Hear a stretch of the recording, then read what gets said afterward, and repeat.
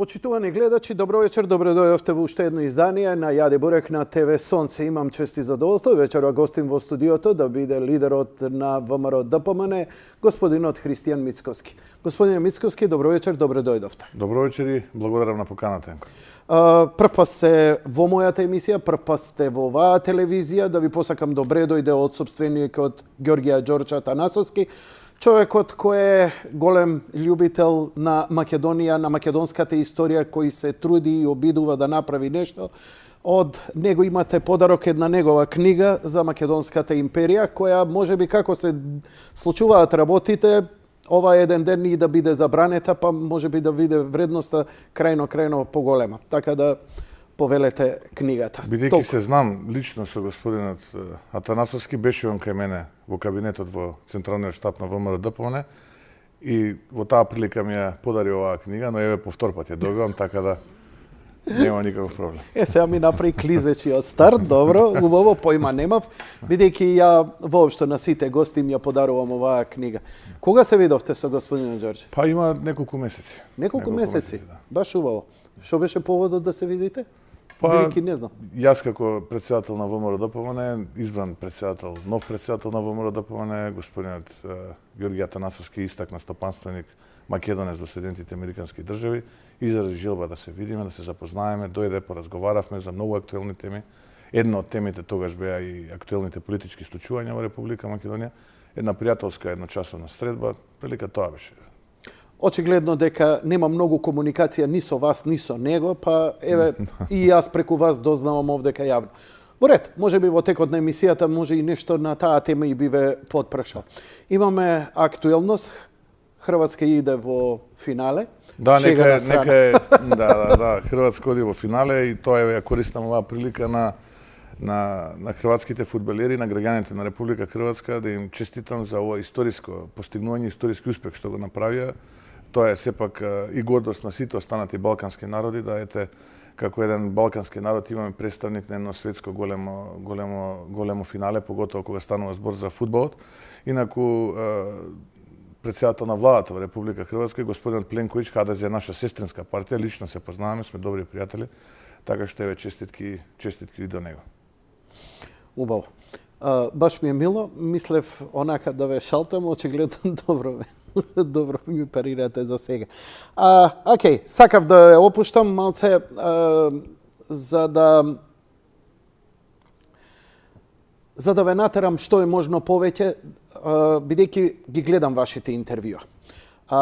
Специфичен сте како личност и како политичар и не сте вообичаените оние подготвени како водопади, да знаат се во 15-20 минути кога ќе гостуваат во вести во 10-20 минути и така натаму. Имате некое друго темпо, предпоставувам дека е тоа научната кариера ве научила малце поинаку да ги образложувате вашите ставови. Баш ми е драго, имате неограничено овде време, но нема да бидете ништо попривилегирано од другите гости. Имам и пријатни, имам и непријатни прашања до вас. Имено, прво ќе ве прашам, атипичен сте како личност, не сте гласен, не сте човек кој лупа по маса, не сте кој повикува силно на некаков популизам, а се наоѓате на место на партија во едно исклучително време. Ме интересира лично како ви. Можевте ли да бирате? Се одлучивте ли, свесни ли бевте што се нафаќате и како се чувствувате сега во кожа како лидер на најголемата опозицијска партија? Чест и задоволство и привилегија да бидеме во сведоци на ова тешко време за нашата држава. А за мене поготово представува посебна чест и задоволство да бидам председател на ВМРО ДПМН, бидејќи ВМРО ДПМН е дел од една најпрвина организација која што се формирала многу одамна, па потоа прераснала во политичка партија.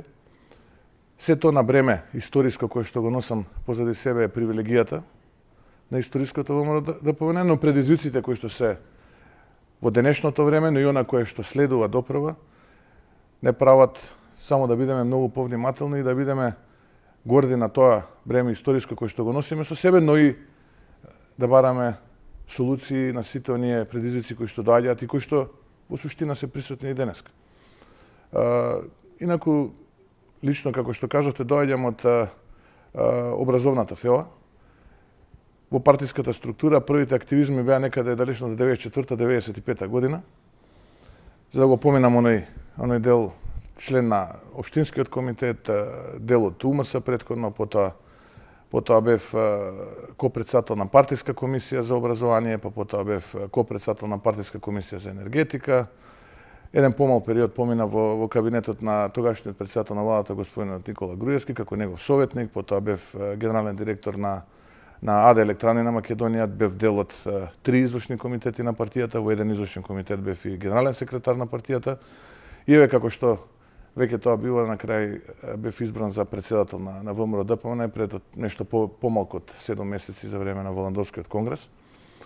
Огромен предизвик, повторно ќе се вратам на почетокот на вашето прашање, но и чест и задоволство, се разбира. Денот како председател на ВМРО ДПМН навистина е динамичен. Но она што помалку или повеќе ми недостасува во овој период беше поголемото внимание на студентите на факултетот и на семејството, се разбира. Но јас сум свесен за историскиот моментум во кој што се наоѓа Република Македонија. Јас сум свесен дека ВМРО ДПМН била и ќе остане на браникот на заштита на сите за националните и државните интереси, но и да ги превенира сите оние атаци и напади кои што и се случуваат на нашата татковина. Ние мора достоинствено да се носиме со тој предизвик. Мора достоинствено да ги совладуваме пречките кои што се пред нас, но и паралелно со нас. Така што, еве, да заклучам да со еден збор, со неколку зборови, да не биде само со еден збор, навистина представува гордост да се биде председател на ВМРО ДПМН и да се има такви соработници како што јас ги имам во моментот во партиската структура. Ај вака, малку понепријатно. Но морам да го поставам затоа што уште не е поминато ни година дена од како сте лидер на ВМРО ДПМН и допрва ќе треба вашиот кредибилитет како личност и како политичар да го потврдите. Она што најмногу се крши дека кога се очекуваше во овие бурни времиња дека ВМРО ДПМН ќе извади некој гласен, громогласен, кој ќе повикува на радикални идеи, бидејќи сметајќи дека во овој моменти потребно е радикално, излегува личност која поинаку работи. Ја го разбирам тоа, бидејќи имаме време каде што треба суптилност, каде што има. Ја го разбирам лично, но многумина не го разбираат. Тоа се истумачи дека вие сте процес на еден дил помеѓу СДСМ и странските амбасади, токму да бидете вие тоа што сте, за да можат процесите кои сега се случуваат во еден глобален театар, кој ќе ни биде нам презентиран, во кој и ВМРО ДПМН е преку вас ќе учествува, за да ни се случи тоа што треба да ни се случи. Ми разбирате зашто ве прашам? Да, не. Во ред, тоа би го ставил во теоријата на заговори и ќе го прокоментирам. Иако наистина не само што е сулудо да го коментирам или да веруваме во такво нешто, но еве да посветам внимание бидејќи е дел од вашето прашање.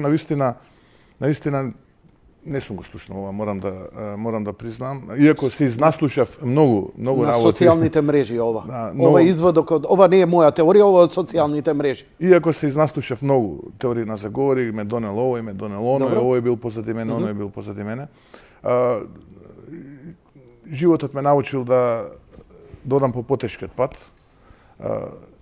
И навистина секогаш во животот многу сум се трудил, многу сум работел и генерално сум успевал во она што сум го зацртал како цел. Без разлика дали станувало на планот на образованието, во мојата кариера во образованието, дали станувало на планот на експертизата и бизнисот кога сум работел на тој дел. Генерално тоа што сум го зацртувал, сум го стварувал со многу работа и со труд, така како своја задача и како предизвик го третирам и моето председателствување со ВМРО ДПМН. Многу мудро и многу трпеливо треба да се изоди овој пат, затоа што предизвиците се големи. Јас знам дека овој пат нема да биде ниту лесен, нити да биде едноставен, напротив, ќе биде многу сложен и ќе изобилува со многу предизвици, но важно е тие предизвици да ги премостуваме и да дојдеме до крајната цел. Ако може би одговарав на вашето прашање во декември дали ја гледам крајната цел, ќе ви одговорев па не знам, се уште можеби не ја гледам јасно. Но бидејќи сега сме јули, 7 месеци скоро потоа, можам да ви кажам дека јасно ја гледам таа крајна цел. Тоа го покажуваат и анкетите, тоа го покажуваат и средбите со граѓаните на терен, дека ВМРО-ДПМН цврсто стои на нозе повторно и дека ВМРО-ДПМН граби кон вистинската траекторија, тоа е до конечно рушење на оваа ненародна и национална власт која што во моментот за жал на Македонија и на граѓаните на Македонија ја води владата на Република Македонија. Но тој пат, повторно ќе кажам, нема да биде ниту лесен, ниту брз и ниту едноставен, со многу мудрост, со многу трпение и со многу голема и точна и прецизна антиципација на можните ризици кои што се пред нас, ние треба да приоѓаме, одејќи го овој пат. Тоа и го правиме, многу анализираме, многу мислиме, секогаш имаме неколку сценарија подготвени, така што радикализација во овој момент најмногу ќе одговараше на тие структури кои што не му посекуваат добро нити на ВМРО-ДПМН, нити на Република Македонија. Односно, они ќе беа најстрекни да се повтореше сценаријата од 27 април, кога сите оние реални аргументи, политички, правни, кои што ВМРО-ДПМН ги поседува, а кои што се однесуваат на ова капитулантско дело, кое што Зоран Заев и групата околу него и го направија на нивната татковина, ќе не бидат одземени. Токму тоа ние го антиципиравме како можен ризик, а врз основа на сите оние информации, аргументи, факти кои што во тој момент пристига кај нас. Ние одлучивме тие да ги превенираме со една трпелива мудра акција, да ги искористиме сите демократски институционални средства кои што ни стојат на располагање, но исто така не ја заборавивме нити улицата како легитимно средство и начин на манифестирање незадоволство, бидејќи сепак ние сме парламентарна демократија и основно и загарантирано право на секој граѓанин кога не се сложува со некоја политика на владата да го изрази својот револт и еден од тие начини да го изрази својот револт покрај овие институционалните и демократски и улицата, се разбира. Ние тоа го правиме веќе во неколку наврати во минатото. Ја користам оваа прилика да ги повикам сите оние граѓани кои што сакаат да ни се придружат и да го изразат својот револт против работењето на оваа влада на нашата татковина, да се придружат на нашиот протестен марш во Кавадарци во 13 часот во недела. Да ја кажеме едно громогласно не на владата, бидејќи гледаме дека она упорно се труди да ни каже да за прашања кои што се дел од ова капитулантско дело кој што го подпиша. Така што ги одмеруваме чекорите, внимателно приоѓаме, привршуваме со внатрешната реконструкција на партијата, некаде околу 80% од општинските комитети се избрани, остануваат уште отприлика 20% кои што ќе бидат формирани до крајот на овој месец.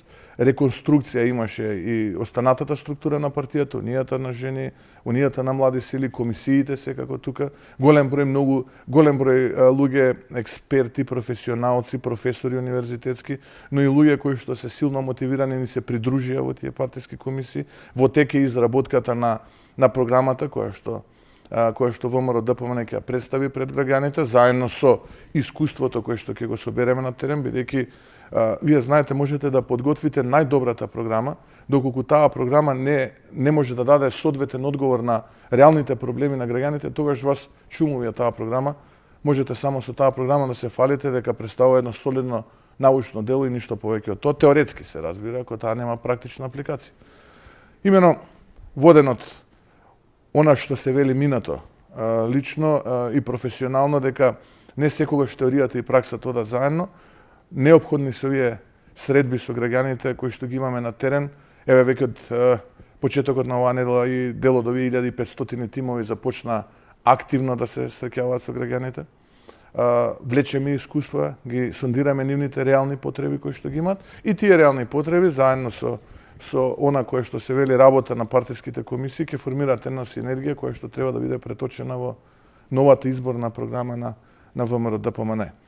ВМРО-ДПМН е современа, десна народна партија и ние мораме да бидеме луѓе кои што секогаш ќе застанат на браникот на одбрана на националните и државните интереси. Тоа е всушност основата зашто оваа партија е формирана, но методологијата и начинот кој што ние ќе го избереме како да ги одбраниме, тоа право ќе си го задржиме и тоа право останува само за структурата на ВМРО-ДПМН, се разбира и сите оние граѓани кои што ќе му се придржат на ВМРО-ДПМН, практикувајќи оваа методологија, бранејќи ги тие национални интереси на на Република Македонија. Тоа е суштината која што ние како современа десна народна партија треба да ја практикуваме и во новите политики кои што ВМРО-ДПМН ќе ги практикува. Дел од тие почнуваме да ги промовираме, но дел и допрва следуваат. Така што еве да завршам овдека по ова прашање, мислам дека оној процес на реинкарнирање, односно катарза која што се случи внатре партиска, полека привршува и сега веќе треба да се очекува и конкретни акции. Тие акции ќе бидат благовремено. Анализиравте што ви се случи? Да, анализиравме што ни се случи генерално. Излековте ли заклучоци? Малце само да подсетам. Бевте најјака партија во историјата на Македонија. Имавте апсолутна власт. И тогаш ви се случи пржино, ви се случија работи, ви се случи што ви се случи и од една структура, од една организација со невидени размери, од една толкава поддршка, ВМРО падна, пропадна и едноставно исчезна. Не под наводници го велам, кога би го споредиле спрема тоа колку беше популарна, колку беше моќна, колку беше на власт, колку брзо дојде тој пад и каков беше тоа треснување, дали излековте заклучоци што ви се случи и како тоа повторно нема да ви се случи. Дозволете ми уште малку. По моја некоја перцепција, ја не сум политички новинар, повеќе сум како гледачите, ама малце поелоквентен. Па еве како ја разбирам целата работа. У моментот додека сите му се подсмеваа, Заев е ваков, Заев е таков, Заев е ова, Заев е она, Заев успеа да ја добие целата меѓународна поддршка да го направи тоа што го направи. ВМРО-ДПМН со тогашното раководство убедено дека рейтинзите се на нивна страна, народот е на нивна страна, народ излегуваше 3 месеци, протестираше, тоа беше ветар у едра, се случи што се случи. Заев е премиер на Република Македонија со апсолутна меѓународна поддршка, а ВМРО-ДПМН како феникс се враќа од пепел. Зошто таков пад? Дали ме интересира, донесовте некаков заклучок кој ќе може или ќе чекаме некоја историја понатаму каде што овие работи ќе треба да се анализираат? Не, видете, поддршката јас не би ја изедначил со тоа што Заев и го направи на Република Македонија и не треба да се изедначува. СДСМ секогаш кога победувал на парламентарните избори, победувал со голема лага. Така беше и на тој фамозен 15 септември, кога ветуваа чуда дека ќе се случуваат во Република Македонија. Се сеќавате на тие спектакуларни во наводници говори со многу убави зборови, со многу убави метафори, со ветувања кои што македонскиот граѓанин тогаш ги очекуваше од таа гарнитура на СДСМ. Дел од таа гарнитура се уште постои, со што ја би можел да заклучам дека се уште ние транзициони политичари не завршиле во политиката во Македонија. Се надевам дека многу скоро, со крајот на оваа влада, и тие транзициони политичари ќе заменат во историјата. Ветуваа по еден најмалку вработен од секое семејство, ветуваа поголеми плати, пензии, здравство достапно за сите, болници и така натаму. И тогаш победија како што победија, но народот го виде сето тоа, го препозна и веќе на следните избори веднаш ја изгубија власт. Народот гласаше и застана позади ВМРО-ДПМН поради делата кои што ВМРО-ДПМН ги правеше во периодот од 2006 до 2016 година, тоест до 2017 година, бидејќи ќе потсетам дека и на изборите во декември 2016 година ВМРО-ДПМН и покрај целата она неконвенционална артилерија која што во тој момент ја користеше господин Зоран Заев, сепак победи за отприлика 20.000 гласали за 2+ пратеника визави Социјалдемократскиот сојуз. Истото ветување, истата таа голема лага, или да не речем подобро вака малски да се излезам на финта, дојде Зоран Заев ветувајќи живот за секого. Но еве 14 месеци потоа, откако Зоран Заев има апсолутната власт во Република Македонија и централна и локална, гледаме не само што не дојде живот, туку дојде пекол за граѓаните. И ова не го зборувам како претседател на ВМРО-ДПМН, ова го зборувам како граѓанин, како човек кој што на дневна основа комуницира со неговите соседи, роднини, пријатели, колеги. Еве денеска бев на бербер со колегите со кои што еве одам по планини, спортувам и така натаму. Нема човек кој што се фали кој што вели мене ми е подобро и не гледам причина зошто од тие луѓе кои што на дневна основа јас комуницирам се стотици, би сакале мене да ми угодат и да ми кажат она што јас сакам да го слушнам, ако навистина тие живеат подобро. Па на крајот Добро, сакате да ми кажете у целиот муабет да излечам заклучок дека Зоран Заев успее една цела структура како ВМРО ДПМН на финта да ве зезне и да ве сруши и да дојде на власт? Не, он ја преложа целата држава. Тоа е најголемиот проблем. Он се ја преложа сопствената држава. Ама тој народ му поверува затоа што имаше широка меѓународна поддршка. Ама дали да се разбереме, вие многу добро знаете и ве следев. Вие тргнавте низ Европа, идевте низ Америка. Зошто? Предпоставувам за да разрушениот интегритет кој го имаше партијата го вратите повторно. Затоа што знаете и сами дека веќе европските партии и дури и десно ориентирани кои ви беа сестрински партии, братски партии како и веќе тоа да се нарекува, веќе се оттргнуваа затоа што Груевски беше оцрнет како диктатор, вие бевте оцрнети ВМРО ДПМН како режим и не сака, немаше контакти. ВМРО ДПМН последните 2 години беше одбегнуван од европските партии и од било каква меѓународна поддршка. Овдека палеа и гасе. Па знаете што?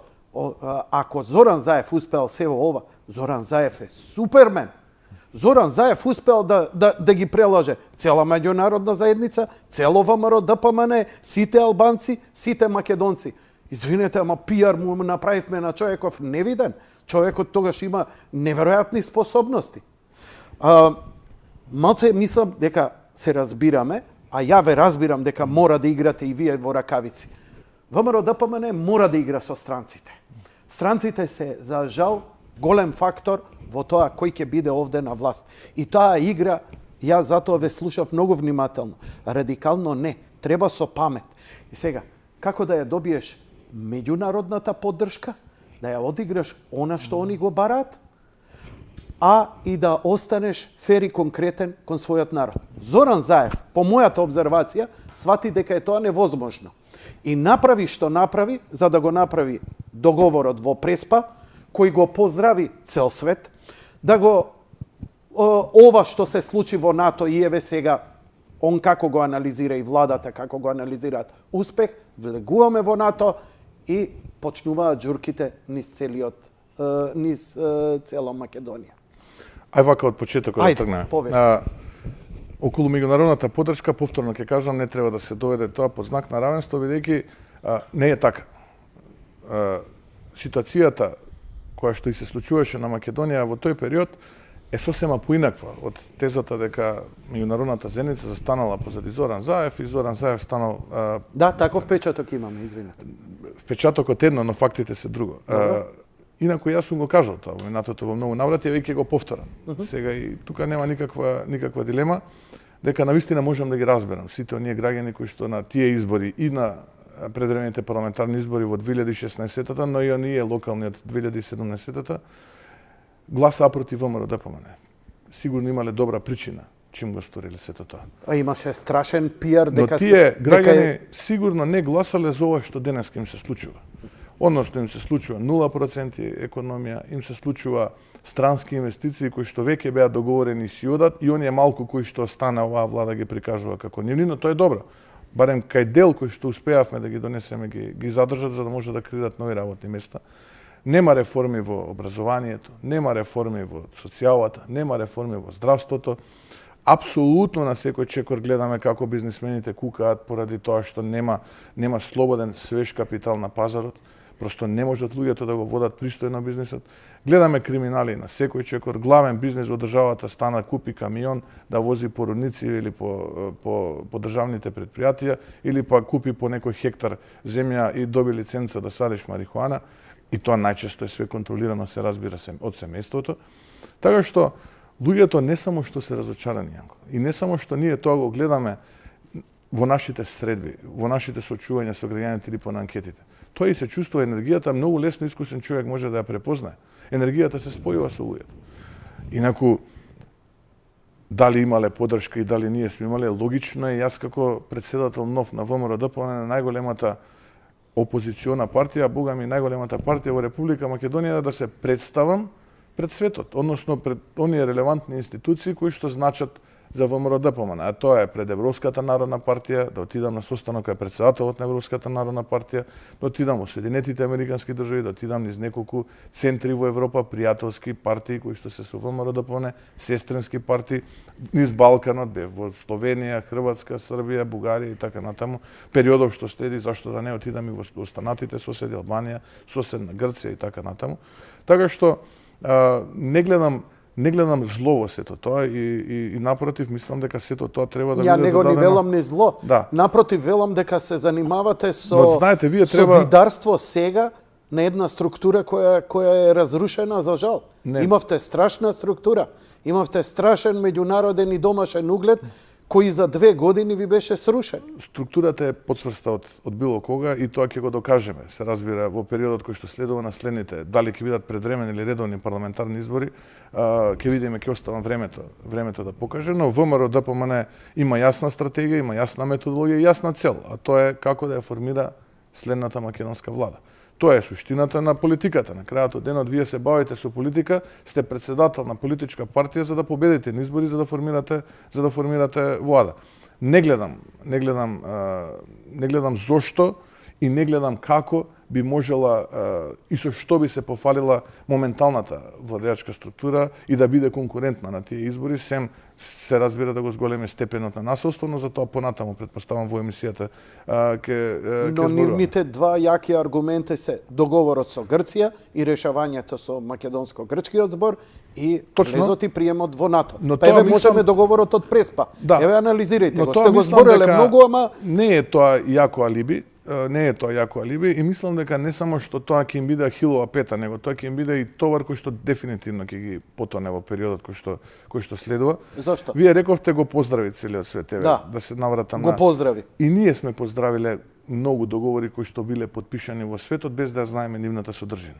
И добро е тоа. Луѓето имале проблеми, седнале на маса, ги договориле, потпишале договор и логично и куртоазно е и државнички е да поздравите таков договор. Кога луѓето се караат, седнале на маса, потпишале договор, вие го поздравувате. Но разликата кога поздравувате светски договори и овој договор е во тоа што вие со овој договор треба да живеете. Односно со последиците кои што овој договор ќе ги остави по вас како нација, како народ, како држава и така натаму. Ние сме длабоко уверени дека овој договор, така наречен договор, еве да го наречам, представува капитулантско дело со многу недостатоци кои што ги има и од правен и од политички аспект. А последиците допрва ќе дојдат. И тоа не го зборувам со гол наратив или теоретски, тоа можам и преку примери да го покажам понатаму. Иако сме го Што сметате е најстрашно што може на македонецот да му се случи од овој договор? Па видете, најпрвин се превземаат обврски, еве ќе тргнеме со правните сегменти. Се превземаат. Да, господинот Николовски овде цела емисија го анализираше прилично. Ја би сакал еве излечете вие неколку вака што највише сметате дека е. Видете, имате договор потпишан од министер кој што не се знае во име на кого го потпишува. Ево таму да тргне, бидејќи никаде во договорот не пишува на која држава е тој министер. На втората страна е во договорот. Дури и со бројка. Со овој договор престануваат да важат сите претходно стекнати права кои што ние сме ги имале, кои што се дел од резолуцијата на Обединетите нации, на времената спогодба, на Хашката пресуда, која што беше претходна. Така што уште во преамбулата е тоа дефинирано, дека со потпишувањето на овој договор завршува целата таа приказна, што била во минатото, од сега како да почнува се тоа. Во многу нешто ќе речат го зачували идентитетот, што не е точно, затоа што ние сега во моментот имаме и ќе имаме, доколку ова се разбира се операционализира, комплетно преименување на сите институции во Република Македонија. Ние нема веќе да имаме Македонска академија на науките и уметностите, него ќе имаме, не знам, Академија на науките и уметностите на Северна Македонија. Па видете го вие председателот на таа институција, кога беше овој процес во период на преговарање, јасно и гласно излезе и кажа дека промена на уставот, а со цел промена на уставното име, ќе значи директна промена на идентитетот. За да тој човек потоа поплука тоа што го кажал и каже дека епа и не било толку страшно. Што значи и врвните институции, интелектуалната фела застанува на страна на овој договор? Не, го губи својот интегритет и како луѓе, но и како врвни експерти и председатели на таква институција како што вие. Барем во моите очи, бидејќи ќе ми дозволите сепак на крајот од денот ние сме колеги и можам да имам различно мислење од тој човек. Не само што можам тоа мислење да го аргументирам, него и навистина за така краток период на такво видно место, таков човек да го промени во зависност од промената на ситуацијата своето мислење, наистина е во најмала рака непристојно. Еве, сето друго ќе го игнорирам како да не постоело. Во најмала рака е непристојно. И сето она кое што носи со себе применувањето на сите останати институции. Па вие го гледавте гордо премиерот како дава интервју за еден локален медиум кај што вели овде таблата ќе остане влада на Република Македонија, за да потоа неколку недели потоа излезе на пресконференција обкружен со неговите соработници од владата и каже дека ова ќе биде влада на Северна Република Македонија. Што ќе се случува со банкнотите? Предвидел ли некој какви ќе бидат фискалните импликации? Но он тврди дека идентитетот ни е зацементиран, дека ќе останеме македонци, дека ќе остане македонскиот јазик, дека ќе остане македонската националност. Видете, ја не можам навистина да верувам на човек кој што се колнеше нити во дедов и во дедовина, во татковина, па дури во многу наврати ја гледам и не престанува да ги меша и сопствените деца, па ја менува својата клетва, односно вели се колнам во ова, па потоа вели пупу не важи тоа, сега го сменив моето мислење. Ја навистина не можам да имам реална база за да можам да му верувам тоа што го кажува. Okay. Но настрана еве не му верувам. Гледате дека има една цел. Ќе направи све само да ја внесе Македонија во НАТО. А таа ја имате зацртани вие како ВМРО ДПМН и сите партии во Македонија се унисони дека ние мора да влеземе во НАТО. Влезот во НАТО беше ова е морален хазард, вие што затоа не треба да се стави под знак на равенство. Бидејќи да можеше да се реши ова едноставно, ќе го решеше ВМРО ДПМН изминативе 10 години. Така, тука се согласуваме. Сложен е проблемот. Не, малку ќе ви изменам тезата. Ајде изменете. Сега беше сакам моментумот... да кажам дека Заев ми се чини дека влезе во едно кое го нарекуваме лудило, но на било кој начин, по било која цена, да ја внесе Македонија во НАТО, бидејќи веќе немаше никакве опции. Видете, имате работи во животот кои што нема цена. Вие сега, знаете как, што вака да го поедноставам и да бидам малку по, вулгарен, ако ми дозволите? Тоа е исто како сега да дојде мој многу близок пријател и мене да ме праша, види Христијан, еден совет барам од тебе, моја многу блиска пријателка ми вели, за да дојдам до онаа цел, имам две опции. Едната опција е додам по овој пат и да го зочувам своето достоинство, но тој пат е многу потежок и треба можеби повеќе време, или додам по овој краткиот пат, да го изгубам сопственото достоинство, да се проституирам и да дојдам до целта. Што ќе биде вашиот совет? Еве, јас ќе ви одговорам. Првиот ќе биде. Јас ги го советувал мојот пријател да ја советува неговата пријателка по првиот пат. По подолгиот, постабилниот и патот кој што ќе го сочува достоинството на неговата пријателка. Имаме ли друг пат? Видете, тоа доволно говори за карактерот на личноста. Океј, дали имаме тој долг пат кој сигурни сте? 20 и кусур години влече. Генерации влечат. Ме разбирате? 500-600 илјади си отидоа од тој статус кво. Која е идејата, како тогаш би се направило тоа што се направи? Не, 500-600 илјади се отидоа јанко ради други причини, тоа е социоекономска причина. Па зборам дека социоекономската со влез во НАТО ќе почне мет и млеко да ни тече, инвестиции ќе дојдат. Тоа е уште една погрешна теза. Тоа е уште една погрешна теза која што денове се обидуваат да ја пласираат на македонската јавност, дека малтене следниот ден почнува мет и млеко да тече.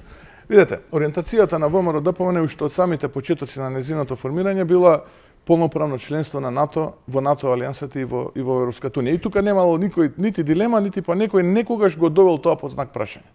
Но се разбира, повторно ќе ве вратам на претходниот мој одговор, тоа треба да биде со зачувано достоинство, а не со проституирање.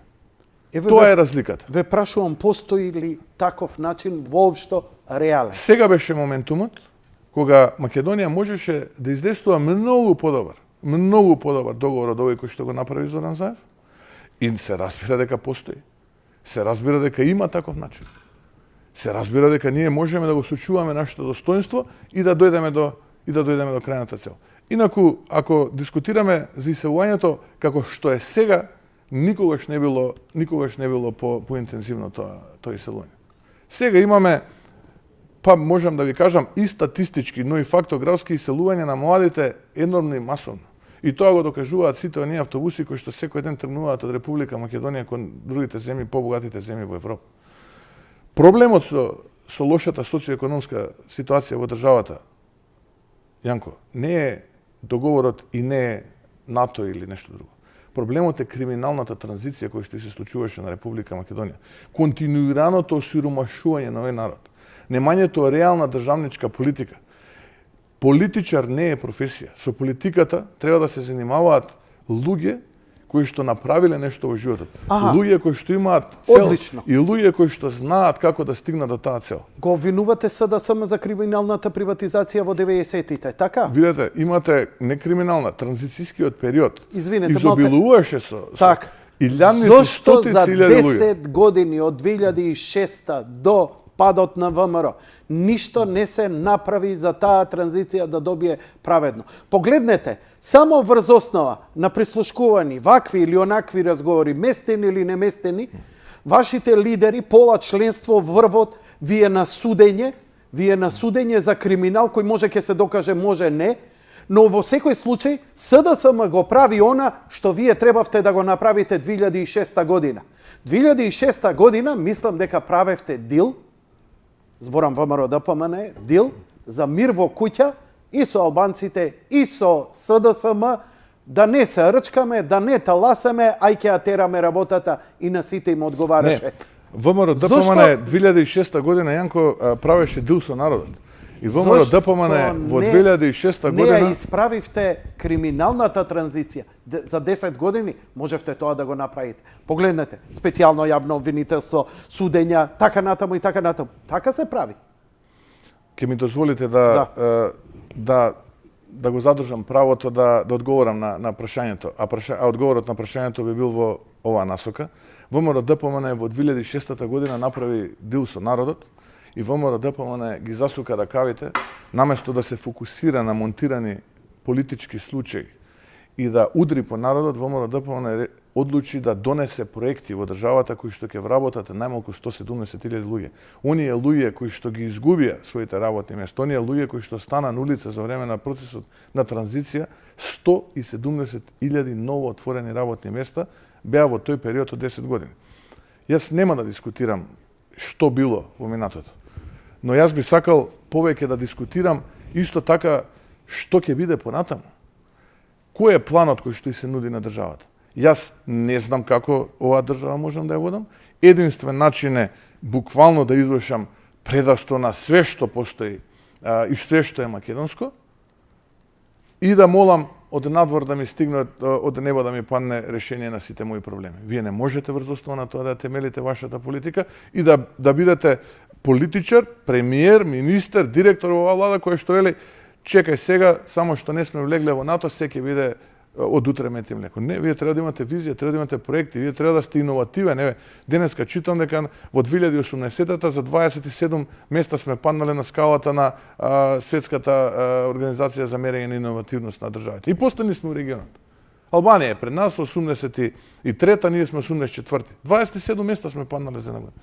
Вие ако не сте инвентивни и иновативни, вие не можете да водите и да се занимавате со политика. Вие не можете со гранапче да се занимавате. Ако мислите дека дај го тендерот на тате, бате, другарот од мало и дека на тој начин вие ќе имате поубав живот, а на сите останати животот ќе им станува пекол, не се води. Тоа е на краток рок. И ќе молите Бога, ајде сега еве готово од утре, јас ќе распродадам све што е околу мене, ќе ме викнат на 2-3 представи кај што ќе ми доделат награда дека сум бил најдржавник во Европа, најчесто регионални, каде што отприлика цената на статуетката е од 3 до 5.000 евра, и јас ќе мислам дека сум најдобар. Тоа е убаво вака од фотелите таму на Илинденска број 2, но реалноста е поинаква. Вие треба да седнете и да работите. Денеска гледав како хеликоптер од на АРМ развезува од касарната до винарија во Централно-источна Македонија на ручек луѓе. Па на дневна основа ни стигаат сведочења на луѓе, на дневна основа ни стигаат документи од свиркачи кои што се разбира пред да ги објавиме, ќе треба да ги провериме дали е така во делот на сторен криминал што и се случува на државата. Безиденост, комплетна безиденост нас не се случува денеска. Не беше тоа ветувано. Не беше тоа ветувано. Еве ќе се вратам и повторно на договорот кој што го споменавме. Па не гледам јас славење во Република Македонија. Гледате вие славење? Гледате полиците луѓево да се радуваат дека добро дело се направило? Гледате луѓево да се собираат во мало и да пеат песни дека еве во сабота започнуваат журки низ сите градови да се прослави приемот на Македонија во НАТО. Видете, тоа нема никаква врска со ова што го кажувам. Еве, ќе ви кажам пример. Ако договорот беше добар за Република Македонија, а беше лош за соседот наш Јужен Република Грција, па тога сите оние закани кои што ги имаат тие здруженија кои што организираа протести во Грција до ден денеска ќе траеат таму и ќе беа дури и насилни во намера во која што они кога се загреваа го правеа тоа насилство, а не па сега. Се стиша, гледате во Грција некој да протестира против договорот? Затоа што луѓето се задоволни, затоа што луѓето ги заштитија нивните национални и државни интереси. Што се случи? Кај се проблемот? Што се случи на самитот на НАТО? Има една ништо, истото што се случи во 2008 година. Погледајте го заклучокот од 2008 и сега велат сменете, решете го проблемот со Грција, сменете го уставот, сменете го името, бидејќи сега тоа е, тогаш не беше, сега е тој условот. Нема тогаш, вели откако владата вика добивме покана за влез во НАТО. Сега треба да ги завршиме. Нека добиеме покана откако овој договор ќе се операционализира. Тоа е, заклучокот е исти како што беше во 2008-та, само што сега нашите позиции се распаднати. Не викам нарушени, распаднати. Ке треба време да се санираат овие позиции. Тоа е суштината, тоа е разликата меѓу 2008 и 2018. Нема никаква разлика од тие покани што ги имаше кога беше ВМРО ДПМН на власт и оваа сега? Никаква разлика. Нема суштинска се збориме, суштинска разлика нема никаква. Споредете 2008, споредете 2018-та, никаква разлика нема. Истото е и со отпочнувањето преговори, така нареченото со Европската унија. Добивме датум дека ќе добиеме датум. Односно до година во јуни ќе се направи ревизија на напредокот на Република Македонија по 4 клучни области, покрај условот за спорот со нашиот јужен сосед, и тогаш ќе ја разгледа можноста Европската комисија да види дали ќе додели датум кој што нарано може да почне декември 2019 година. Сакате да ми кажете, ние де факто сега додека не смениме име, устав и не спроведеме се оно што во Преспа го потпишавме, ние во НАТО нема да влеземе. Па, еве, прочитете го точно. Тоа е тоа и нема. И еден од условите за добивање датум за почнување на преговори е тој. Ама не само тој, со Европската унија, туку и реформите во 4 клучни области. Значи, ние добивме двоен датум. Вака, кратко кажано, ние добивме двоен датум, едниот на пократок рок, другиот е на подолг рок до јуни. Многу е поделено општеството, новинарите, медиумите, сваќањата и народот на перцепцијата на оно што сега се случува. И договорот и НАТО. Едните дека со овој договор решивме проблем, симнавме од глава, блокада на Македонија, Македонија да напредува и така натаму. Од друга страна, вие тврдите дека апсолутно само ништо не се напредувало, а дека сме се ги нарушиле собствените позиции. Видете, најлесно е да го решите проблемот, да не плаќате дома сметки и да му го подарите станот на комшијата и супер, нема да плаќате сметки, сте го решиле проблемот. Станов е на комшијата од тој момент. И вие немате проблем, нема што да плаќате сметки од тој момент, он ќе ги плаќаме со тоа. До која ќе ве трпи да седите во станот, тоа е до комшијата. Може еден ден ќе ви избрка стан. Сега ако е тоа решавање на проблемот, добре е да се сложи. Ова е многу опасна аналогија што ја кажам. Не е опасна, тоа нас не се случува. Ако тоа е решавање на проблемот, видете, јас сум свесен дека сега доаѓа период кога ќе се измислуваат работи за мене, кога се прават конструкции. Ќе има разноразни притисоци, мешетарења, лево, десно, врз ВМРО, ДПМН и врз Христијан Мицкоски. Ние мораме да сватиме некои работи. Дека не може нештата на сила да се теркаат. Не може нешто што ветува Зоран Заев, што не може да го исполни 2 милиона луѓе да го плаќаат. Ве притискали меѓународната за да го прифатите? Не, немаме ние реално притисоци, ние имаме партнерски однос со меѓународната заедница и тука немаме никаква дилема, имаме аргументирање на различни позиции понекогаш и тоа е тоа. Немаме ние таков тип на притиск. Никој не може да ве притиска, Јанко, кога станува збор за ваше внатрешно прашање, кое што вие треба самите да си го решите. Мислам, нити па некој има право за такво нешто да. Се создаде перцепција дека целава игра е игра на кукли на конци од надвор и дека многу малку е оставено на ние сами да решаваме. Зато и ве прашувам дали нели сте командани од почеток, нели? Дали имате притисоци, како меѓународната гледа од мотивот и чистата цел. Јас сум го кажувал тоа во многу пати во минатото, мотивот и крајната цел е мојата команда. Но патот до таму мора да биде принципиелен, искрен и чесен. И сите што соработувале со мене ги знаат и моите карактерни особини, но и она моја команда, односно навигација која има. Каков е рейтингот на ВМРО-ДПМН? Која ќе ги објавите новите рейтинзи? Па сега ги мериме во јули, на кој имаме сериозна предност пред Социјалдемократскиот сојуз. Ова ќе биде интересно затоа што ќе биде многу значајно за наредниот дел од разговорот. Сега ќе ве замолам за една кратка пауза. Продолжуваме разговорот со господинот Христијан Мицовски, лидер на ВМРО-ДПМН. Одиме со многу теми, вака доста бевме општи, иако мене брзо ми помина времето. Брзо прави интересно која се разговара. Не ми е пријатно, искрено да ви кажам, затоа што ја не знам што ќе им кажам, но барем ќе им оставам на моите деца. Еве, разговарав со Мицковски, утре ќе разговарам со Заев. Еве ви деца, зборев, прашав, ја толку можам у мојата борба да излечам за да донесам некои заклучоци, за да им кажам на децава останувајте овдека, борете се или пакувајте се, Јанко, идите. Еден совет од мене. Борбата за Македонија никогаш не престанува.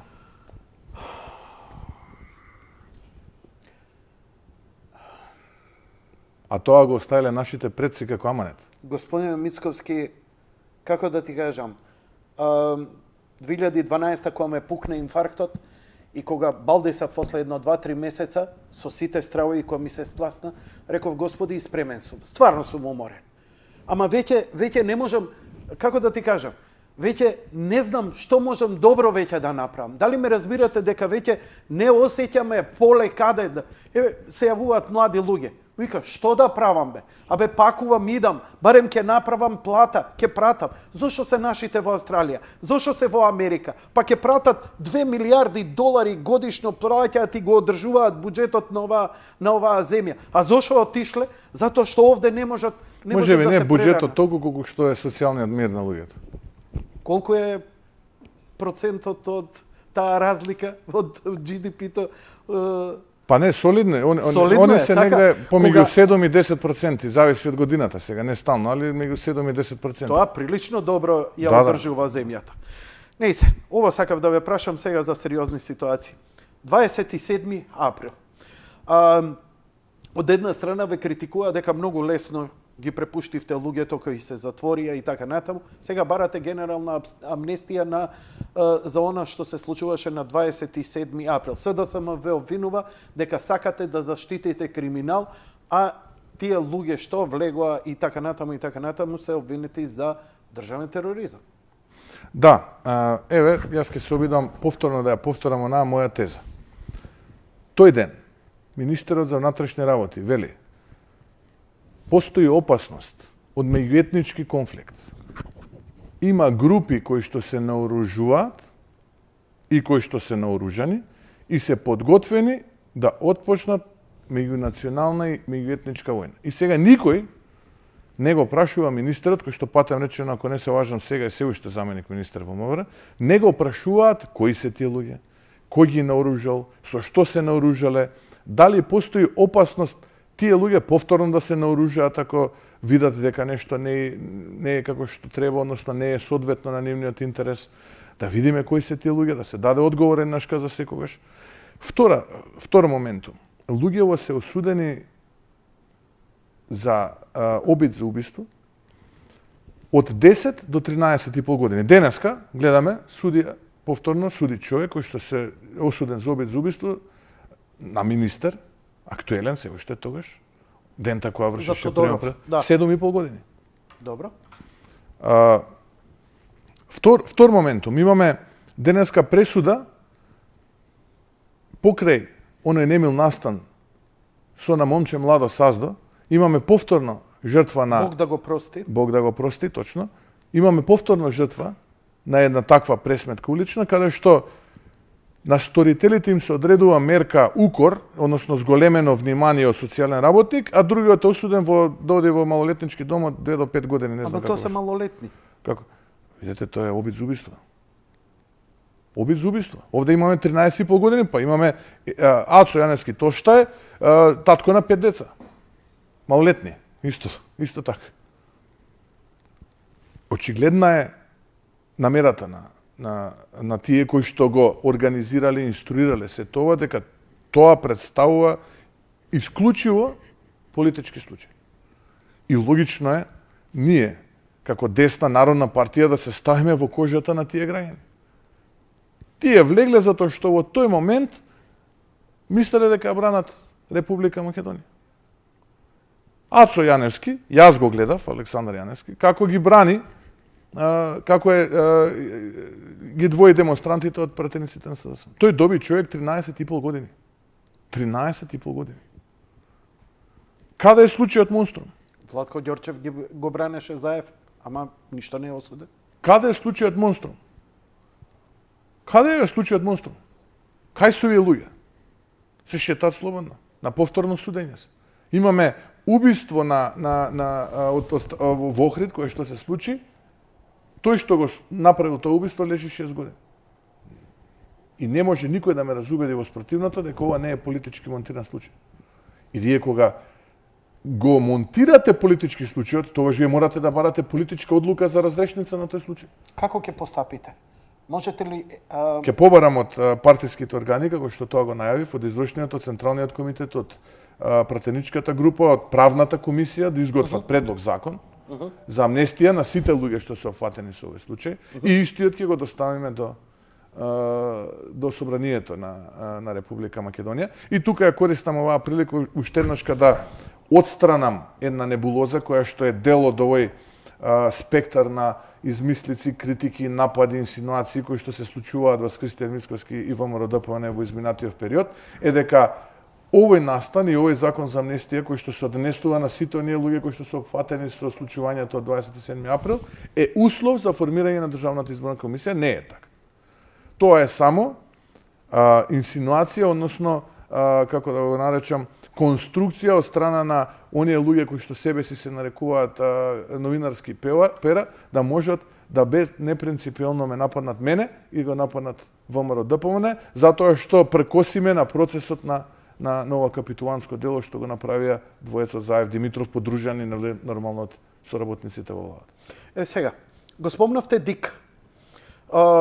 Спомнавте нешто, не знам сега дали ќе идеме сега или подосна, спомнавте формирање на ДИК. Обично, нели, Државната изборна комисија, лидер треба да биде од опозицијата, барем така беше претходно кога ВМРО беше на власт. Не, така се како е сега го вративме стариот модел од 2014 година кога председател на Државната изборна комисија беше на предлог на опозицијата, а мнозинството во Државната изборна комисија го сочинуваше владата.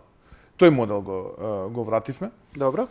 Имаше конкурс, доснеше тој конкурс од оправдани причини, но и некои објективни и субјективни кои што сега не би ги коментирал, кои што не се однесуваат на опозицијата, туку се однесуваат директно на мнозинството во парламентот, и ова сум подготвен да го аргументирам фактографски со дати, не вака со гол наратив, но не смееме да го третираме ДИК како изолиран случај.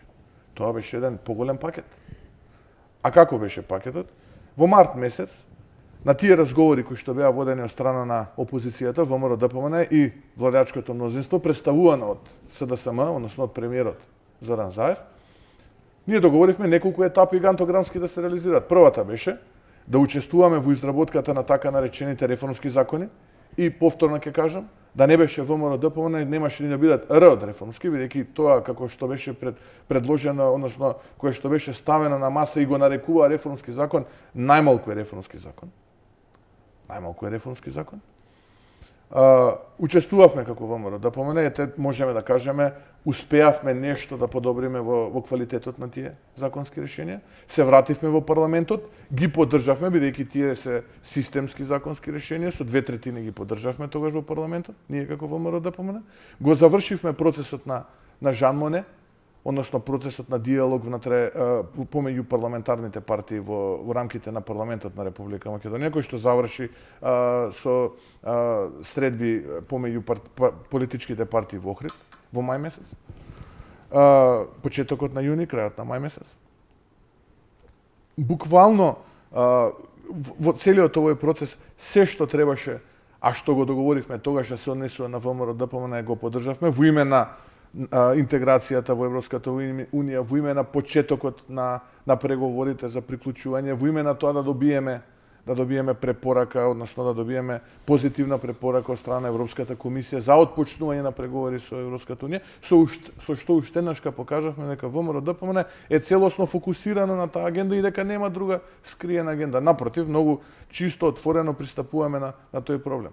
Но демантот стигна веднаш од Греко, каде што за прв пат од кога Македонија е дел од таа организација, мислам дека 2000 година, добивме негативен извештај, односно незадоволително ниво на реформи во судството, со фокус на превенирање на корупција помеѓу политичарите, институциите и судиите и обвинителите. Прв пат добиваме. И никој не сноси одговорност. Никој тоа не го коментира. Само да завршам. За да ви кажам кантограмски како се одвива. Ето, тоа беше првата фаза, втората фаза беше да се донесе Законот за финансирање на политички партии, заклучно со казнените одредби, кои што би се усогласиле со кривичниот законник, плюс Законот за влада, што би значело, заедно ова сума сумарум, фери избори. Ние бараме следните избори, дали ќе бидат редовни или предвремени, да бидат фер. Тоа бараме.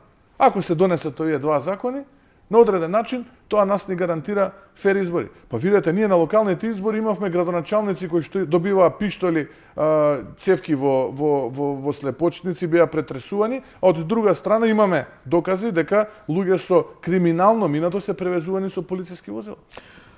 И сега, вие зборувате за фер терен за избори? Не. Носењето на овие два закона подразбира фер терен за избори е како после наалка од овој гантограм на активности што го предвидовме, беше изборот на Државната изборна комисија. Нашиот став е, и повторно ќе кажам, во ниту еден момент не е споменат амнестијата нити за случаевите од специјалното јавно обвинителство, нити за 27 април, ништо.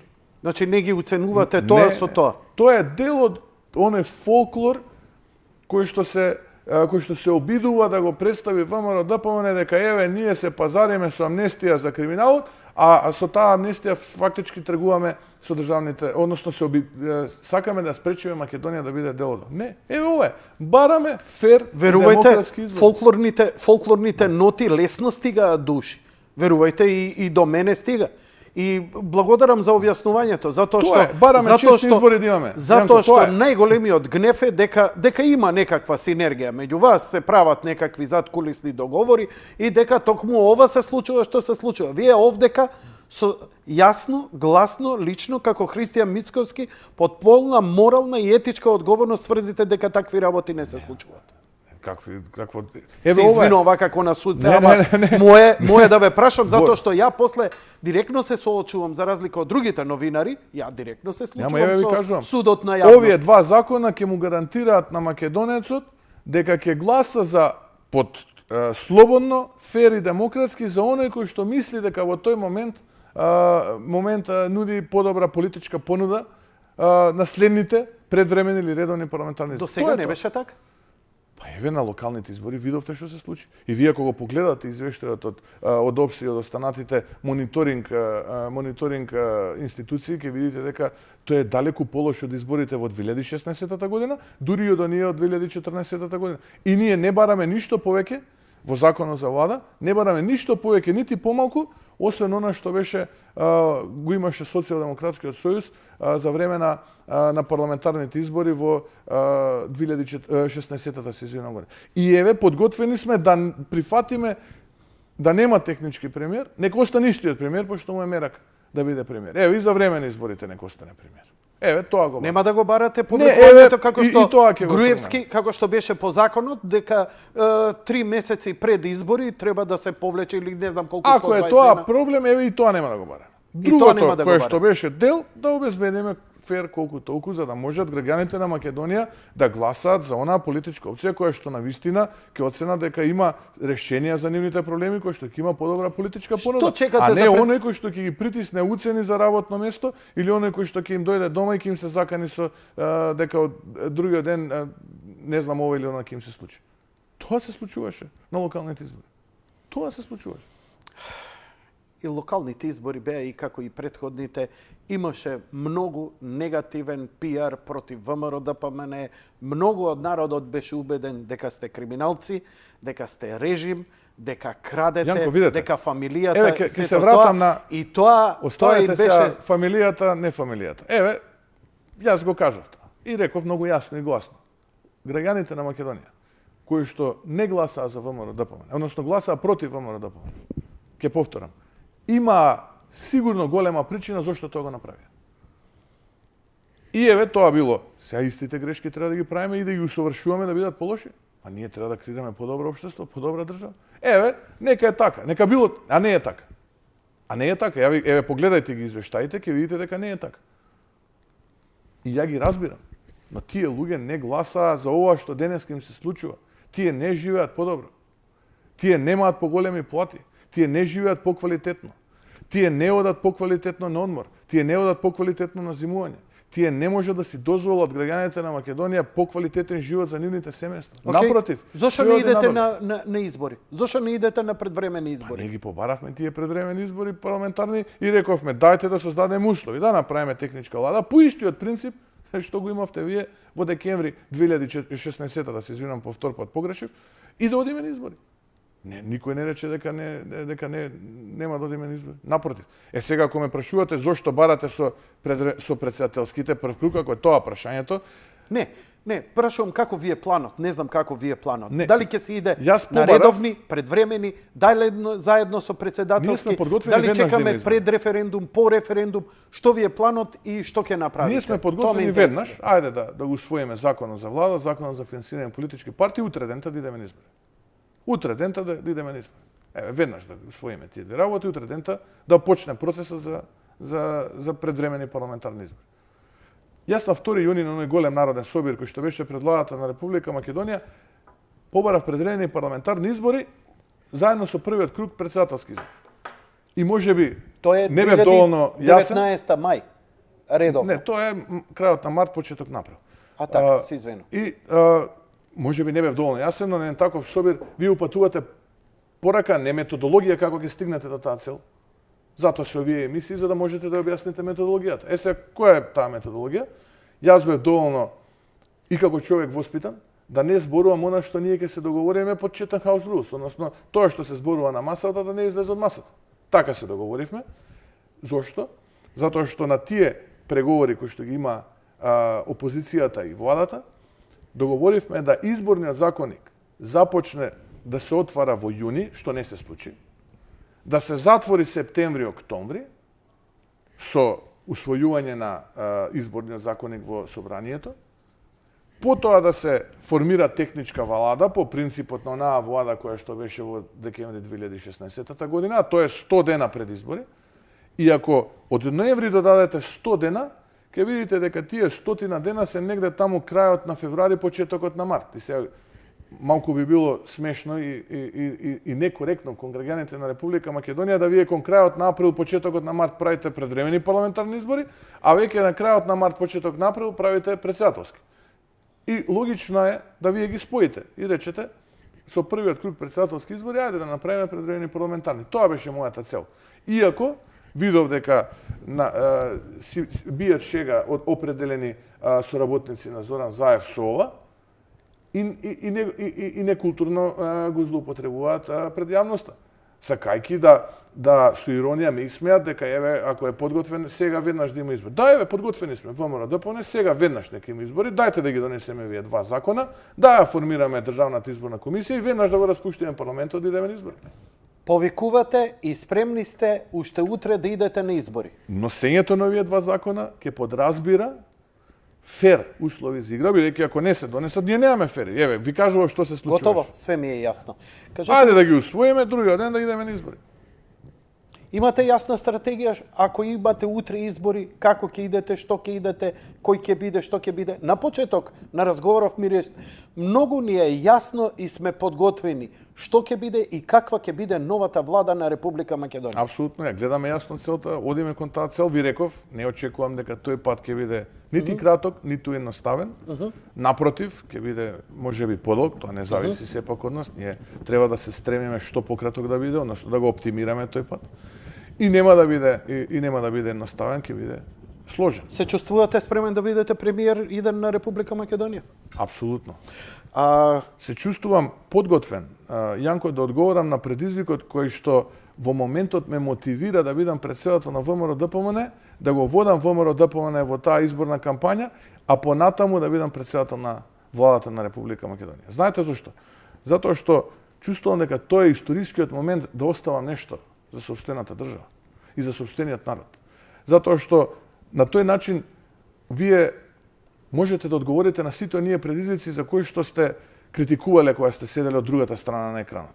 За сите оние непроспиени ноќи, за сите оние посети кои што ги имате во општинските комитети, за сите оние ракувања, прегрнувања кои што ги имате со граѓаните на Република Македонија, за сите оние тажни погледи кои што ги истрекјавате полициите, за сите оние разочарани родители со граѓани кои што ги имате. Само на тој начин вие можете да одговорите и да видите дали ќе имате историска улога или ќе завршите на маргините на буништето. Тоа е суштината. Затоа сум подготвен. Тоа е мојот животен предизвик. Ѓорѓе Иванов и подготвен сум Извинете, за тоа да работам. Повелете. Подготвен сум за тоа да работам. А граѓаните нека судат. И подготвен сум да сносам било каква одговорност ако не успеам во таа своја цел. Вака, ја одамна калкулирам со некои работи, не сум аналитичар, нити до мене стигнуваат пробни балони, па шо на ум, то на друм. Зато и емисијава Јади Бурек и јас сум тоа што сум. Видов што направи Доналд Трамп со Америка. Иако како председател има извршна власт, се прашувам дали можеби е време во Македонија ние да имаме некаков Доналд Трамп верзија, која можеби ќе направи една разлика. Знаете што ми беше интересно? Доналд Трамп беше исмеван, подсмеван, ваков е, онаков е, ова е, она е, па еве направи големи промени во американското општество и то во најпозитивна смисла. Рекордно ниска невработеност, отварање нови работни места. Американската економија доживува ренесансот како председател Трамп победи. Ја лично, Јанко, имав можност овогодинишниот молитвен појадок од прилично од мала близина да го гледам, што се вели бевме многу блиску, имаше фантастичен говор. Фантастичен говор имаше човекот. И навистина пленеше и воодушевуваше и со харизмата, но и начинот на кој што сето тоа го презентираше пред сите тие таму присутни кои што беа. Така што логично е дека вашите политички противници и оние злобници ќе се обидат да ве омаловажат, да ве понижат, да ве навредат, ќе измислуваат, ќе инсинуираат, ќе ве деградираат. Но важна е целта. Човекот имаше цел како да ја направи Америка голема повторна. Така ние имаме цел Македонија да победи. Ама разликата, вие сте научник. Ѓорѓе Иванов е научник. Доналд Трамп е бизнисмен, менаџер. Се прашувам, нели е можеби време ние некој тежок менаџер кој менаџирал успех да го внесеме во политика. Еве, алудирам, ако ништо друго, на мојот газда. Успешен бизнис, тешки милиони прави во Америка, фабрики, ова, она, ваму, таму. Најверојатно има амбиции, предпоставувам дека и се сретнал и за ова сте разговарале. Има телевизија со кој ќе ви биде председателски кандидат. Нели сметате дека можеби, ако не е Ѓорѓе Ѓорче Атанасовски, кој е успешен бизнисмен и мене ми наликува на некоја македонска верзија на Трамп, дека можеби таква некоја личност нам не треба. Видите, Трамп не победи затоа што е успешен бизнисмен, он е и филантроп, бизнисмен, да, ма го поддржа републиканците, така е. Има многу работи кои што он ги имаше како навигација за да дојде до ова, покрај енормно големиот свој интелект и капацитет што ги има како човек. Има една исто максима која што вели state is not a company, односно државата не е компанија. И од социолошки аспект, ако тоа го анализирате, силна порака. Ако ме разбирате, што сакам да кажам. Државата не е компанија. Да, убаво е да вие поседувате технократија, да имате технократски способности, менаџерски способности и слично. Тоа е еден сегмент. И ги реши многу проблеми. Во целиот овој фолклор. Ама таков беше и Коце Трајанов. Зошто толку беше успешен како градоначелник? Не велам дека не може... Не ме разбирате. Не велам дека не може он да биде успешен бизнесмен, да биде успешен државник. Не велам дека каратиста не може да биде, или не знам, професор, или, ајде да ми простат другиве, адвокат, или не знам, економист, силен, дека не може да биде добар државник. Но тоа не е работа на професија.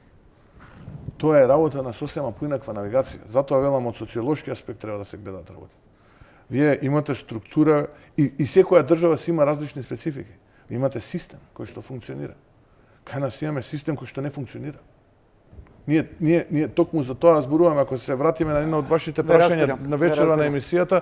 Имаме систем кој не ни функционира. Да имаме ние идеален систем, тогаш да, секој ќе има шансата.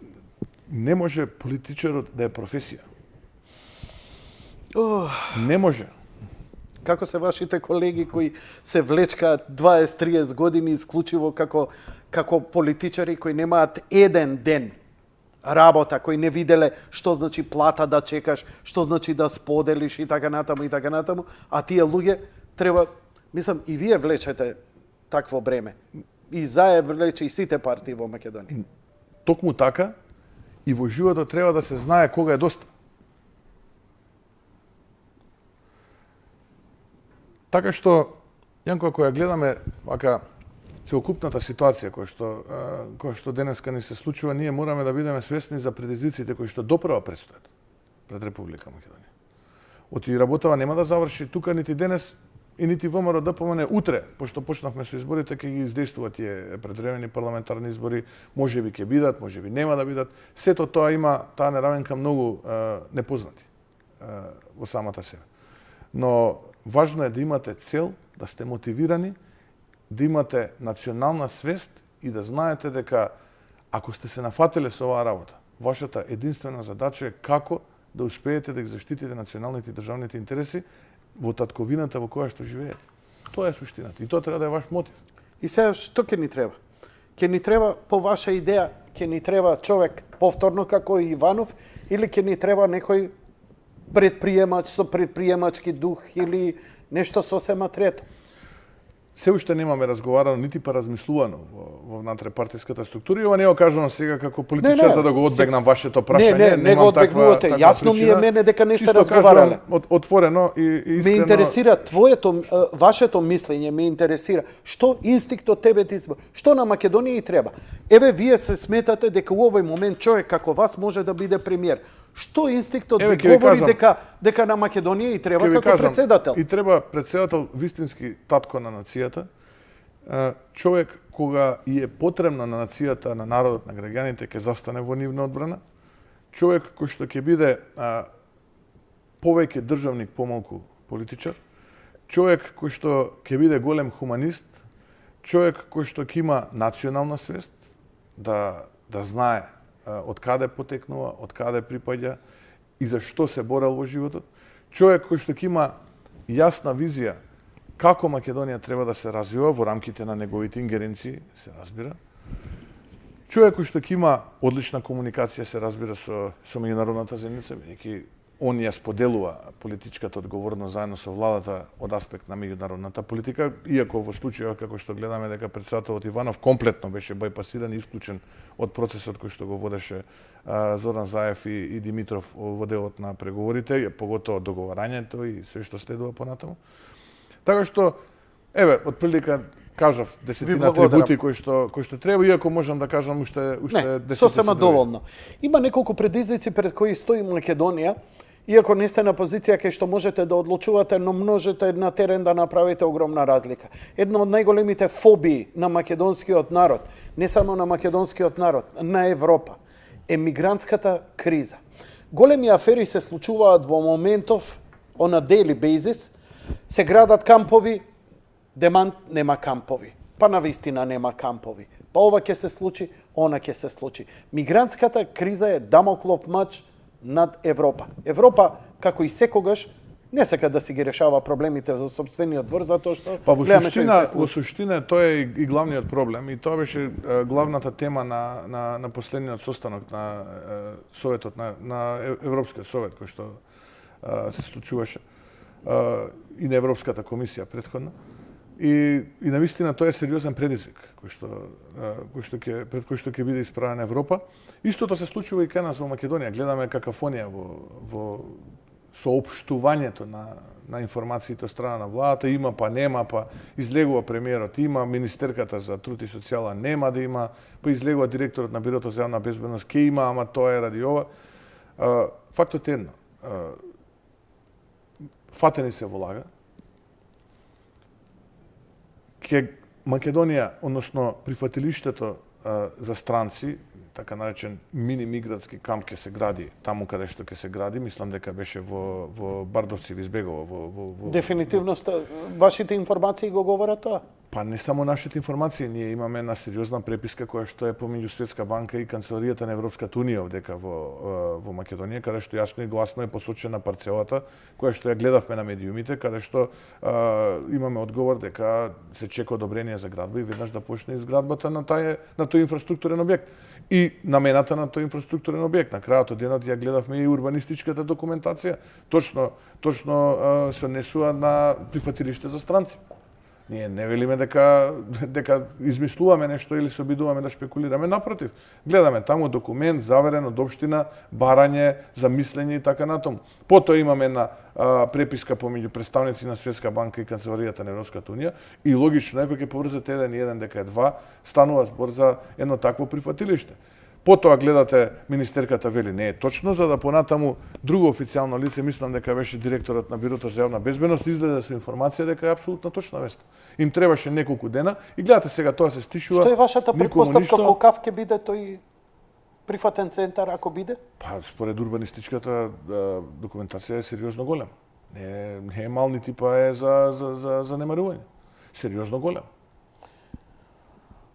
Видете, Сметате дека тоа ќе биде предизвик за македонското општество, дека ќе дојде до мешање, дека ќе дојде до нарушување до структура на населението? Апсолутно дека тие нема да бидат како во концлогор, така? Апсолутно. Тоа е првата фаза. Тоа е првата фаза на населувањето. Видете, сето ова поминува во сенката на она што се случува денеска. Вие денеска немате вест, еве на порталите на телевизија, не сме слушнале, се изгуби веста за овој шверцер градоначалник на општина Ново село. Последната информација која што ја знаме дека му одредена мерка притвор од, не знам, 8 дена ли. Ние изгубивме таа, сте слушнале некој да зборува? Сте слушнале некој портал или некој да каже за ова јадно момче што го изгуби животот сазно? Еве за мигрантскиот камп. Ние имаме 7 дена мозочна тортура за нешто што ќе се случи некогаш. А фактиве нас не бегаат. Се застрамив кога прочитав една статија, мислам дека холандски средношколци го чистат клинички центар од ѓубре. Не знам каде ја прочитав таа вест. Меѓу кои јас ја објавив, им реков подалеку на холанѓаните од нашето ѓубре, за жал, ова очајна ситуација со клиничкиот центар, која е слика на нашето општество, никој не ја реши. Никој не ја реши. Имаме одење на ручек со хеликоптери. Имаме градоначалници што шверцуваат овакво цигари. Имаме мигрантски камп во најава. Добро, што ќе направите? Економија нула. Што ќе направите поразлично од претходната ваша власт која не успеа да го реши проблемот еве со клинички центар? Значи, не зборам еве конкретно, но кога ви зборам конкретно сакам да осетам што поразлично, како ќе пристапите кон проблемот за да конечно се реши. Претходно вашите не го решија, овие не може да го решат, како вие ќе го решите? Имаше проект, Јанко, тој проект се обезбеди финансирање, се потпише договор. Дојде нова влада, им требаше една година да мислат што да прават, како да го поништат, го поништија, држава сега ќе плаќа пенали. Тие пенали ќе ги плаќаат граѓаните. Се премести проектот од Скопската клиника во Бардовци. 5 пати се зголеми цената. И еве, веќе неколку месеци ние не слушаме што се случува со тој проект. Ние не знаеме што се случува. Немате информација. Па јавноста слуша нешто што се случува за Не знам ни јас. Ја навистина еве се обидувам некогаш да не бидам критички настроен. Еве Ајде, прават нешто добро. Да абстрахирам и да го речем повалиме. што беше тоа добро што го направија. Знам, имаше некоја акција за бесплатен одмор на работниците. Не знам дали и ја поздравувам. Не знам дали се ефектуираше, дали тргна таа акција. Ја не знам нешто еве да ме праша некој да рече ти си сега председател на ВМРО-ДПМН на опозицијата и мораш само да критикуваш. Еве да му речем, кажи ми што е добро што го направи. Што е некоја додадена вредност која што е подобра од порано? За која што они вака гласни беа, навредуваа, клеветеа, конструираа, сечеа, лепеа и во јавност и на митинзи. Ја навистина не можам да се сетам. И со тој систем успеа да дојдат до власт. Па, видете, помеа кондоми со боја им успеа. Точно. Не им успеа за тоа. Повторно ќе се вратам на она што ви кажав. Сигурно луѓето имале сериозно добра причина. И ја ги оправдувам. Кажете ми, имаше доста протести. Вие правевте некои, еве, најавиште и некои други протести. Инсистирате исклучиво ВМРО-ДПМН кога излегува на протести тие да бидат тие. Бара некои групи кои излегуваа на протести изминатиот период да им се приклучите. Ги поддржувате, не ги поддржувате? Секој мирен протест, секој израз на револт на секој граѓанин во Република Македонија, без разлика на темата на која што протестира. Јас знам сега дека и сензибилизирана ситуацијата во државата, сепак луѓето имаат чувство како нешто да им се одзема на сила, како нешто да им се да се трга, да се двои од нив, ние ги поддржуваме. И тука немаме никаква дилема.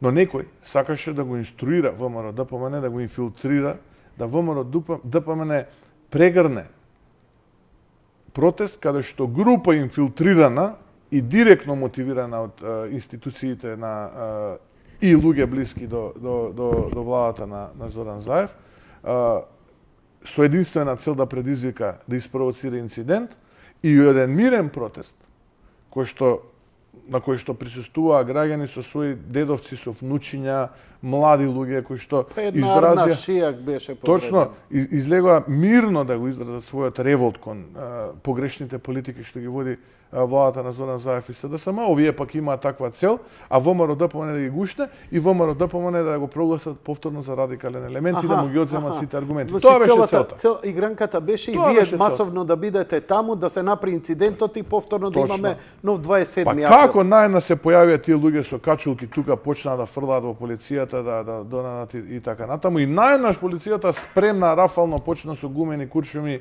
со топовски како ги викаат бомби со созавци по луѓето. До ден денеска имаат луѓе каде што респираторниот систем се уште не може да се опорави од тој шок што тогаш го доживеа, вдишувајќи, инхалирајќи созавец.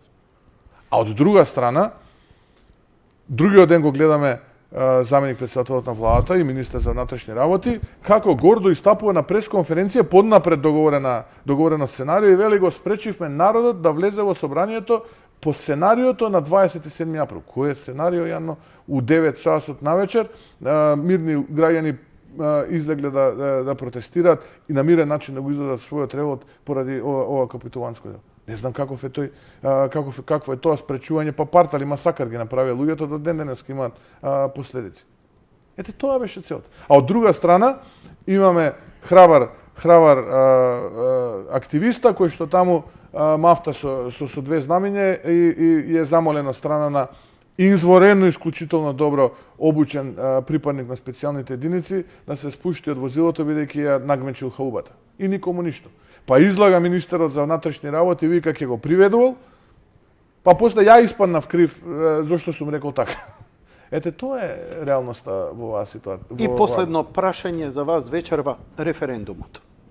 Ќе го поддржите, не го поддржувате, ќе се излегува, нема да се излегува, бидејќи владата најави дека дефинитивно референдум ќе има во септември.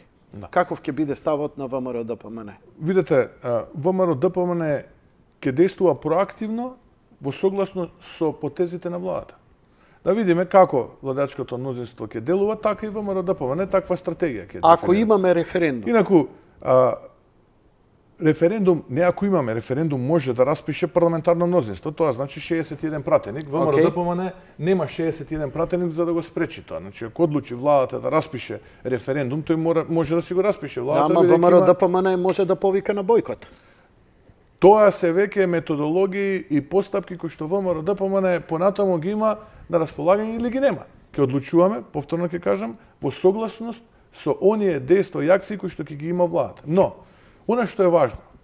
Ќе трчате по острица тука на многу ни криви ни дужни ќе бидете ставете, ние имаме принципијална политика. Ние Добро? имаме принципијална политика и принципијално ќе се обраќаме кон јавноста и кон нашите гласачи и кон оние граѓани кои што живеат во Република Македонија и немаме тука никаква оштрица, многу принципијален став, чесен, коректен ќе биде. Ви велам, каква ќе биде акцијата, таква ќе биде нашата реакција, односно каква ќе биде нашата акција, таква ќе биде нивната реакција. Ќе биде нешто слично Видете, како карма и за бич, некои прашања не заслужуваат одговор? Видете, Во тој стил? Видете, ме подсетивте на едно минато кога овие така наречени демократи го спречува слободното изразување на мисла на граѓаните кога повикува на бојкот на еден референдум одржан во 2004 година, кога македонците беа спречени да излегуваат и да гласаат против тогашна територијална распредба. Но она што е важно е што референдумот, евентуален референдум,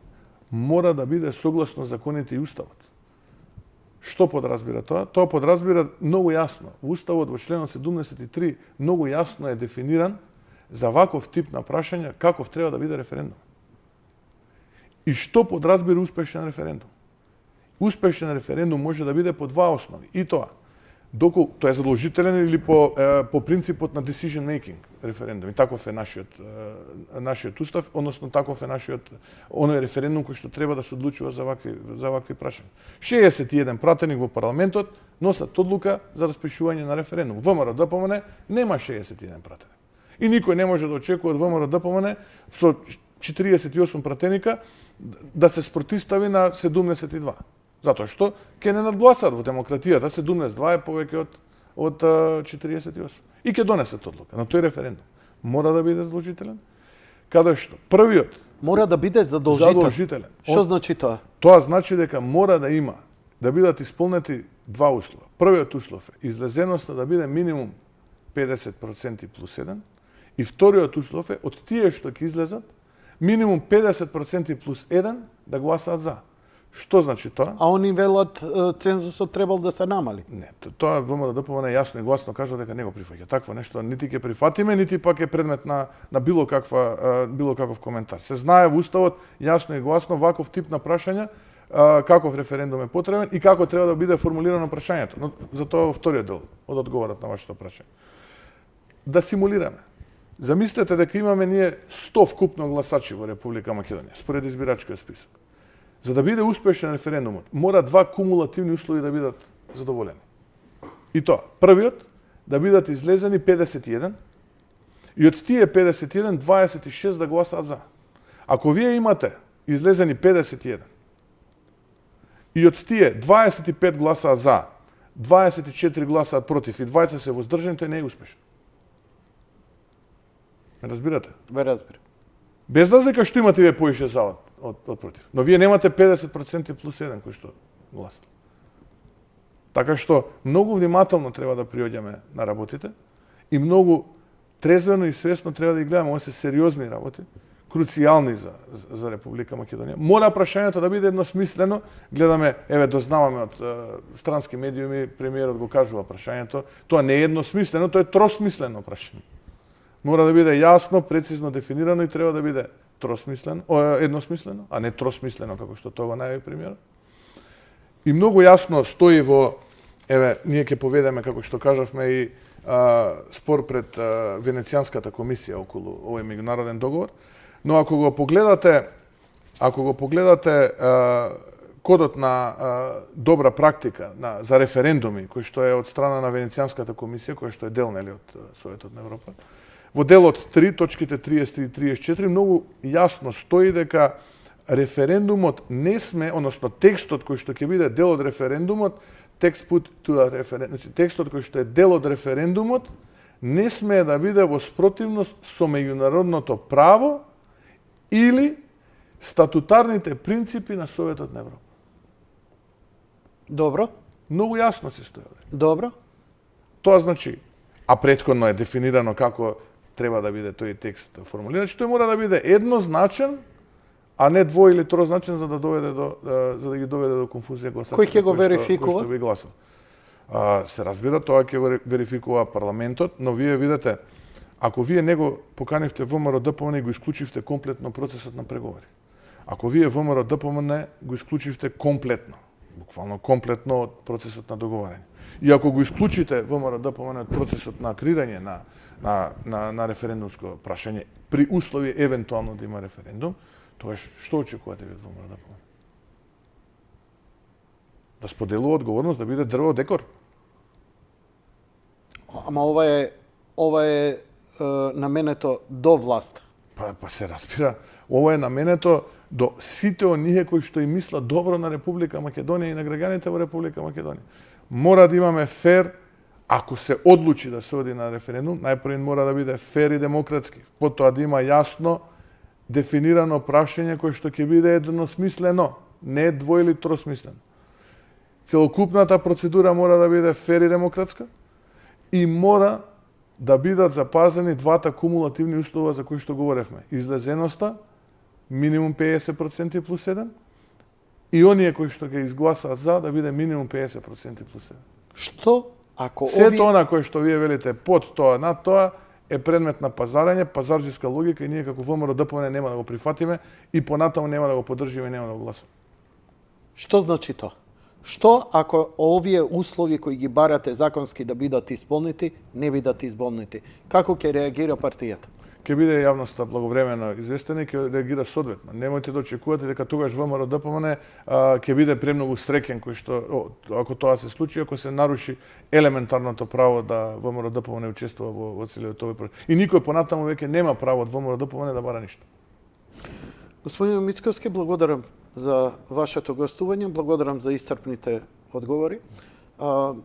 За жал, ситуацијата ќе ми налага повторно да ве поканам некаде, барем најдосна до септември, ќе мора уште еднаш, затоа што на ваков начин, на вака обширно, мислам дека мојата публика сака експликации, сака да чуе зашто од оние кратки дебатни емисии, каде што есенцијално со политички речник... Па да, скоро 2 сати дискутираме. Па се надевам дека успеав да излечам тоа што требаше што го интересира народот. Ви благодарам за тоа. Ви благодарам на поканата. Задоволство беше да бидам дел од вашата емисија. Ми беше мило. Почитувани гледачи, тоа беше се за вечера. Благодарам за вашето внимание. Лека ноќ и пријатно.